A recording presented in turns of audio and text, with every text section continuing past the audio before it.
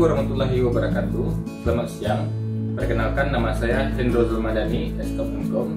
Saya salah satu dosen tetap di perguruan tinggi IKS Piala Sakti Pariaman. Pada kesempatan kali ini, terkait mata kuliah yang saya ampu, yang sesuai dengan bidang ilmu saya, yaitu mata kuliah komputer, dengan beban studi 2 SKS, 1 SKS teori, dan 1 SKS praktek. Mata kuliah ini ditujukan pada mahasiswa program studi S1 keperawatan pada penempatannya di semester kedua. Sebelum saya memaparkan lebih detail tentang tahapan yang saya lakukan dalam proses pembelajaran, yaitu DIA, Delivery, Interaction, and Assessment, saya menjelaskan terlebih dahulu deskripsi singkat mata kuliah, capaian pembelajaran, dan metode pembelajaran pada mata kuliah komputer. Tujuan pemaparan ini adalah dalam rangka unjuk kerja pelaksanaan tridharma perguruan tinggi dalam bidang pengajaran. Deskripsi mata kuliah. Mata kuliah ini membahas tentang teknologi komputer, mulai dari sejarah, perangkat yang terdapat pada bagian utama komputer berserta fungsinya, perkembangan dunia komputer termasuk juga pada jaringan komputer, sampai dengan pemanfaatan teknologi komputer dalam bidang kehidupan. Di antaranya, untuk meningkatkan produktivitas kerja seseorang dan mengubah cara bekerja. Dan adapun capaian pembelajaran yang diharapkan setelah mengikuti perkuliahan ini, mahasiswa diharapkan mampu, yang pertama, mampu menjelaskan pengertian komputer dan sejarah perkembangan komputer. Yang kedua, mampu menjelaskan secara rinci definisi komputer serta perangkat yang terdapat pada komputer. Yang ketiga, mampu menjelaskan pengertian sistem operasi, memahami satu penyimpanan data digital, jaringan komputer, dan mengenal definisi virus komputer. Yang keempat, mampu menggunakan Microsoft Office dalam rancangan makalah untuk dipresentasikan secara kerja mandiri maupun berkelompok. Metode pembelajaran yang saya lakukan yaitu dengan ceramah, diskusi, dan praktek. Selanjutnya, tahapan yang saya lakukan dalam proses pembelajaran yaitu DIA, Delivery, menjelaskan atau menyampaikan materi yang disampaikan kepada mahasiswa dengan tatap muka di kelas tentang mata kuliah yang saya ajarkan dengan beberapa metode, yaitu ceramah, diskusi, tanya jawab, dan praktik. Selanjutnya, interaction. Selama dalam proses pembelajaran, ada interaksi saya dengan mahasiswa terkait materi yang saya berikan, sehingga mahasiswa didorong untuk aktif terkait materi yang disampaikan, seperti diskusi dan tanya jawab dalam perkuliahan. Saya menggunakan WhatsApp group untuk menyampaikan informasi, pengumuman untuk mempermudah komunikasi, dan untuk membagikan materi ataupun mengumpulkan tugas-tugas. Selanjutnya, asesmen, aspek evaluasi atau penilaian. Saya menilai mahasiswa berdasarkan komponen evaluasi yang telah disepakati pada kontrak perkuliahan. Jadi, mahasiswa sudah mengetahui komponen evaluasi akhir apa dari perkuliahan komputer. Komponen tersebut adalah kehadiran 20%, tugas 15%, ujian praktek 35%, ujian tulis 30%. Berikut adalah contoh video mengajar saya pada salah satu pertemuan pada mata kuliah komputer. Selamat menyaksikan.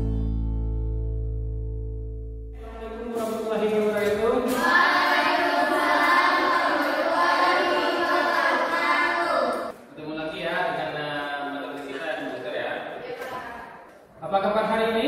Sehat. Semangat ya? Iya, Pak. Oke. Ada yang tidak hadir? Ada, Pak. Coba. Sakit ada suratnya? Ada. Oke. Baik, sebelum kita mulai perkuliahan hari ini, silakan berdoa dulu. Silakan pimpin doanya. Baiklah, untuk memulai perkuliahan pada hari ini, mari kita berdoa terlebih dahulu.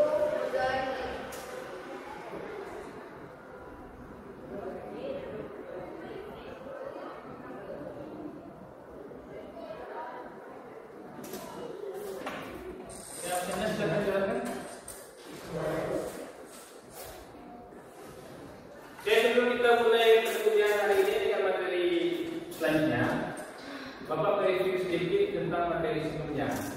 Siapa yang dapat menjelaskan materi kita sebelumnya? Silakan. Silakan isi. Materi yang kita bahas pada minggu kemarin itu tentang sejarah sejarah perkembangan komputer Pak dari zaman ke zaman. Ya. Yaitu pada generasi pertama pada tahun 1940, pada generasi kedua pada tahun 1966, pada generasi ketiga pada tahun 1965, generasi keempat pada tahun 1971, dan pada generasi sekarang pada generasi kelima. Dan ada juga beberapa yang kita bahas pada minggu kemarin, yaitu tentang jenis komputer. Oke, baik. Bagus ya. Jadi materi kita sebelumnya itu adalah sejarah perkembangan komputer dan juga jenis-jenis komputer ya. Jadi jenis komputer itu ada beberapa seperti komputer desktop, komputer laptop, komputer mainframe, komputer superkomputer ya. Oke, ada lagi dan sebagainya.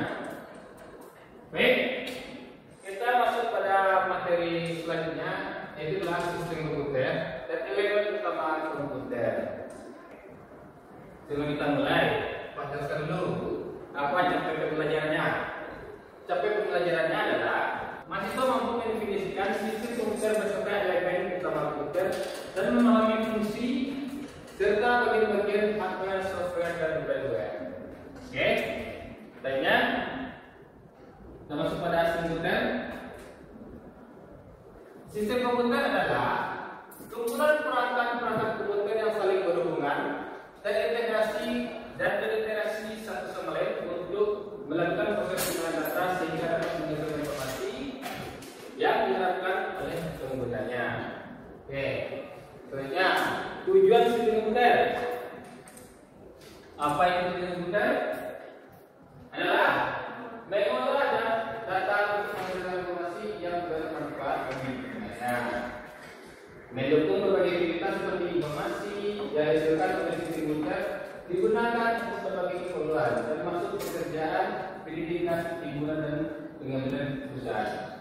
Oke, ada sistem lain? Dari apa biasanya jenis komputer?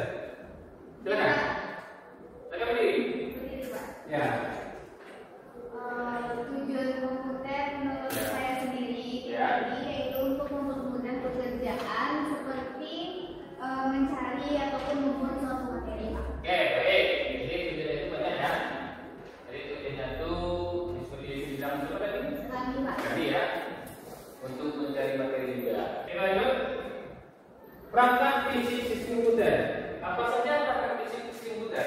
Yang pertama adalah ada mainboard, ada CPU, ada hard disk atau SSD, kemudian ada random access memory atau RAM, kemudian ada VGA, virtual graphic adapter, kemudian ada perangkat input dan outputnya, selanjutnya ada floppy disk, kemudian DVD drive, monitor, power supply, terakhir apa? Ya, terakhir PC-nya. Oke, dari ini itu dijadikan satu perangkat komputer. Ya, sir? Ya. Floppy itu sama juga media penyimpanan. Kalau komputer generasi dulu itu media penyimpanannya menggunakan floppy disk. Kalau zaman sekarang itu kan seperti flash disk. Jadi media penyimpanan floppy disk itu kapasitasnya paling besar adalah 1,4 GB. Ya, 1,4 besar ya. Jadi kalau misalnya Anda mau lagu itu ya cuman beberapa aja yang bisa dimasukkan. Cuman kalau untuk floppy disk ini itu perangkatnya atau bahannya itu adalah berupa disk magnet. Dia berupa pilihan juga di dalamnya warna hitam. Oke. Biasanya adalah termasuk pada skema komputer. Skema komputer itu adalah input, output, CPU, storage, dan telegram. Siapa tahu output sistem device itu apa saja hardware-nya? Silakan. Mana tahu? Hardware-nya apa nih? Ada monitor. Output ya, kan? Monitor sih. Ya, nih, monitor, speaker, monitor atau speaker.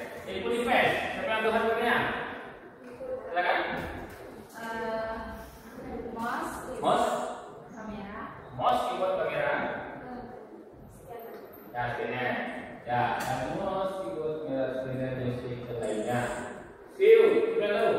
Kanan. Kanan. Dan RAM, ROM. Lagi.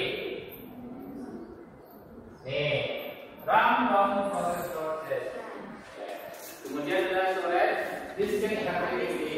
Ya. Peripheral device, kita tahu. Artinya apa? Jarak? Modem? Audio card? Video card. Oke, modem, video card, network card, dan audio card.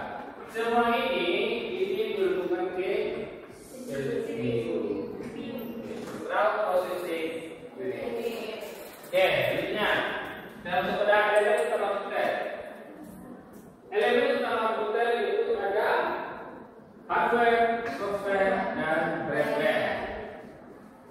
Hardware, software, firmware. Hardware itu apa? Siapa tahu? Hardware itu perangkat keras nih. Apa saja perangkat komputer? Mouse, keyboard, dan juga banyak sebenarnya. Kalau caranya itu adalah semua komponen yang ada pada komputer, yang mana bagian fungsinya dapat dilihat secara kasat mata atau dapat dirasakan secara langsung di hardware. Kemudian software. Software adalah berupa sistem operasi atau aplikasi lainnya. Perangkat lunak atau software merupakan simulasi serta aplikasi yang menunjukkan ke hardware yang dapat bekerja sesuai perintah dan sebagainya. Berdua juga tahu. Cepat. Ya, juga adalah pengguna. Orang yang menggunakan pemakaian untuk mengoperasikan perangkat komputer. Topik ini namanya? Ya, ini ya. Elemen utama komputer pertama tadi adalah hardware. Jenis hardware ada 4. Yang pertama adalah input, output, proses, storage. Input, output, proses, storage. Oke. Dapatkan hardware. Input hardware adalah perangkat penting dari perangkat keras yang berfungsi untuk menghubungkan perangkat luar dengan sistem komputer. Jadi memberikan kemudahan untuk masukkan data, memberikan perintah dan interaksi dengan komputer secara efisien. Jenisnya ada 2. Jenisnya itu ada tidak langsung, ada secara langsung.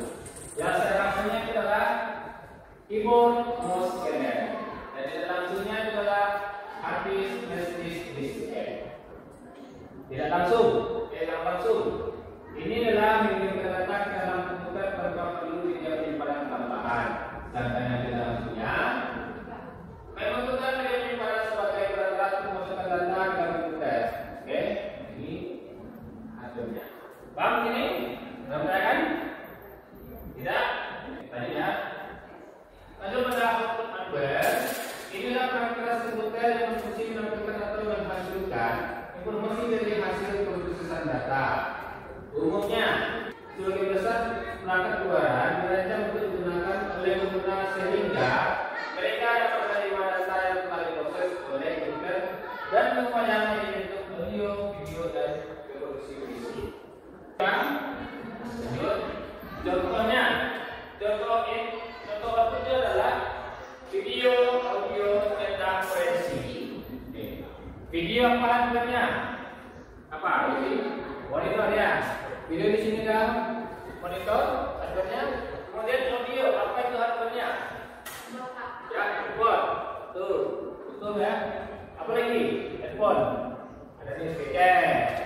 Kemudian cetak. Dokumen. Kenangan. Apa itu cetak? Coba. Printer. Kemudian fleksi. Apa itu hardware-nya? Alprestor. Oke, dipaham ya? Ada yang satu ini? Ya? Yuk. Terus kemudian proses hardware. Ini adalah komponen basic pada komputer yang bertugas untuk memproses data dan menjalankan perintah. Proses pemrosesan data ini melibatkan beberapa komponen yang bekerja sama untuk mengubah data dari input device menjadi informasi yang dapat ditampilkan oleh output device. Contohnya, contoh proses device ini CPU, proses menginvest cepat proses datanya. Oke, lanjut. Kemudian storage hardware. Storage hardware adalah komponen fisik pada komputer berfungsi untuk menyimpan data dari instruksi baik secara temporer maupun secara permanen. Apa itu storage? Itu adalah perangkat yang berguna untuk menyimpan, mengelola dan mengakses berbagai data seperti foto, video, dan lain sebagainya dalam dunia yang sebenarnya penyimpanan ini memainkan peran penting dalam mempertahankan integritas, keamanan, dan ketersediaan informasi. Perangkat ini dapat berupa perangkat keras dan perangkat lunak. Hardware mencakup komponen fisik untuk menyimpan data seperti hard disk, SSD, dan lainnya. Ada pertanyaan? Sini. Ya, oke, kan? Berdiri. Izin Pak, Ya. di sana sudah diterangkan bahwa jenis penyimpanan itu berupa hardware dan juga software. Kita sudah tahu bahwa hardware itu berupa hard disk dan juga flash disk. Sedangkan software itu merupakan yang Pak. Terima kasih. Oke, betul ya katanya. Jadi perangkat penyimpanan software itu berupa slot. Betul ya? Kalau kita pernah kan di HP kita buat, ada juga penyimpanan kita berupa Google Drive. Oh ya, Google Drive itu biasanya kalau kita menggunakan free-nya itu sebesar 15 GB. Dan pengen lebih kita harus membayar. Oh ya kan? Ya lanjut. Contoh storage sudah jelas. Primary storage dan secondary storage. Primary storage itu adalah penyimpanan termasuk juga sebagai internal storage.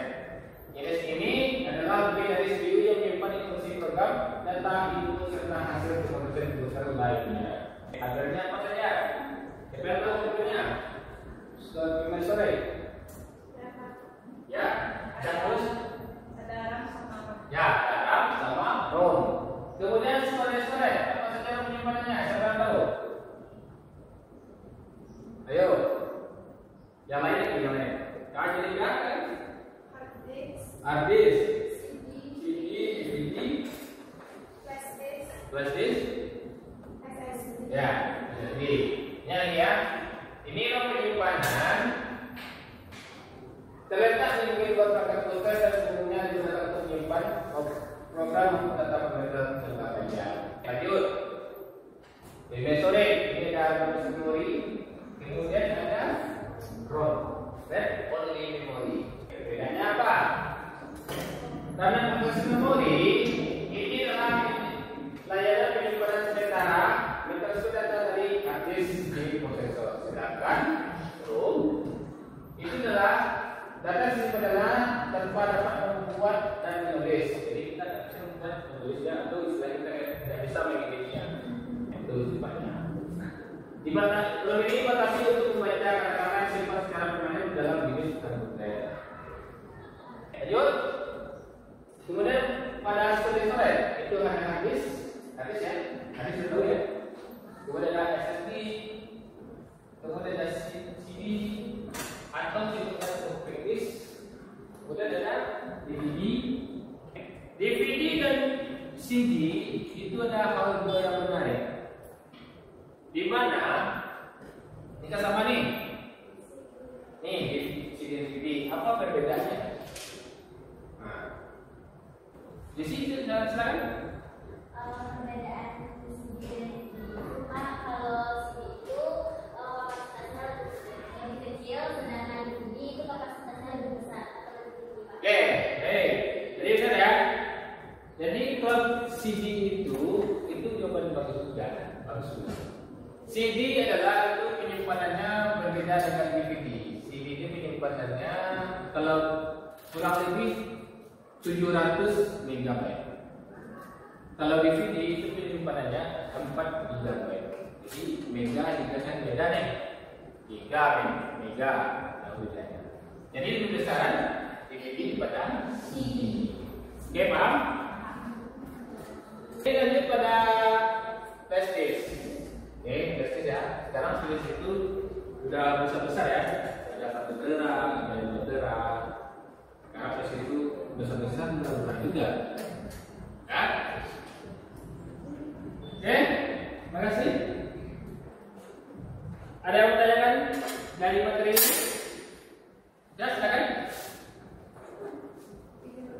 Ya. Berdasarkan penjelasan materi tadi, pada storage terdapat hard disk dan SSD. Oke. Kedua hardware tersebut mana yang bagus? Antara HDD dan SSD. Oke, bagus. Gimana? Sama bertanya. Ada HDD dan SSD. Jadi kita itu bagusnya mana? Siapa bisa menanggapi pertanyaan dari Salma? Oke, silakan.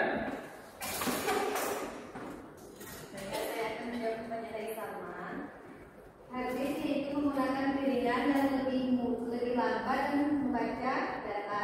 Sedangkan SSD menggunakan chip dan lebih jauh cepat membaca dan menulis data. Dan lebih bagusnya yaitu SSD. Makasih ya, pertanyaan bagus. Data kasih upload. Jadi HDD dan SSD itu ada perbedaan. Perbedaannya adalah kalau HDD itu menggunakan piringan, kalau SSD itu menggunakan chip. Untuk penyimpanannya, kalau HDD atau hard disk itu lebih lambat daripada SSD. Kemudian untuk harganya itu lebih mahal juga SSD daripada HDD biasa. Kalau misalnya Anda ada biaya lebih, itu nggak apa-apa, beli SSD. Paham? Ya, baik. Jadi dari materi yang sudah aku sampaikan ini, siapa yang dapat menyimpulkan? Ya, Mel, sekarang diri mas. Jadi pada perkuliahan hari ini kita dapat kesimpulan yang pertama, pengertian dari sistem informasi, yang kedua, tujuan utama dari sistem informasi, yang ketiga, perangkat yang terdapat dalam komputer, dan yang terakhir, jenis-jenis perangkat dalam komputer berupa input, output, dan juga storage. Nah, contohnya input dapat kita temui pada jenis peralatan yang secara langsung maupun tidak langsung. Sedangkan storage dapat berupa primary storage dan juga secondary storage. Oke, kesimpulannya ya. Bagus ya. Jadi ada pertanyaan lagi? Tidak ada? Cukup? Oke, kita ada tugas ya. Tugasnya untuk minggu depan. Ini buat rangkuman karena komputer di bidang kesehatan. Kita sebut nanti di minggu depan. Oke, Bang. Kalau tidak ada pertanyaan lagi, kita tutup saja. Sekian dari pertemuan hari ini. Semoga bermanfaat. Tetap semangat. Oke. Saya akhiri wabillahi taufiq wal hidayah. Wassalamualaikum warahmatullahi wabarakatuh.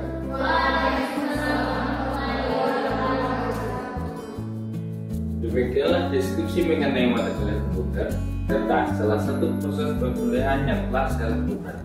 Terima kasih atas kesempatan dan perhatiannya.